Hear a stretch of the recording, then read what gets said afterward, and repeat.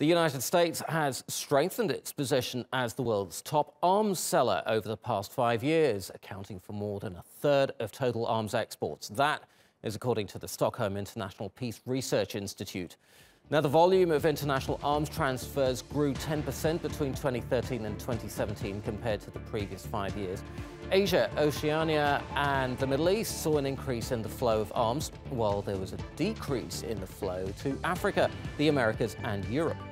The 5 largest exporters were the US, Russia, France, Germany and China. Together they accounted for 74% of arms exports. US arms exports in 2017 were the highest for a single year since 1998 and were worth $42 billion. The 5 largest importers were India, Saudi Arabia, Egypt, the UAE and China. Together they received 35% of all weapons. Arms imports to Middle Eastern states saw the most growth, more than doubling during the period. Earlier, we spoke to the senior researcher at the Stockholm International Peace Research Institute, Pieter Wezeman. He estimates that global arms exports will be worth between $80 and $100 billion annually.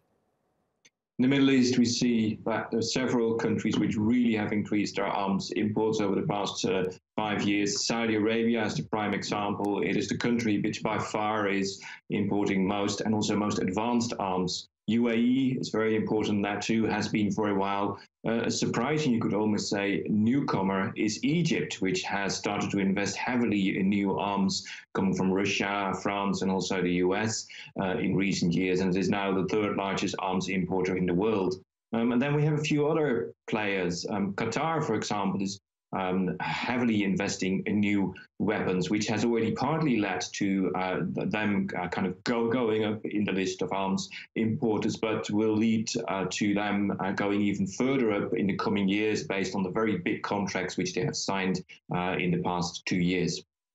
Global arms exports, we estimate to be worth somewhere in the region on an annual basis of about $80 to $100 billion a year. It's a substantial sum of money, but on the other hand, if we compare it to global trade in any goods, any services, it's actually not that much. It's clearly below 1% of global trade as a whole.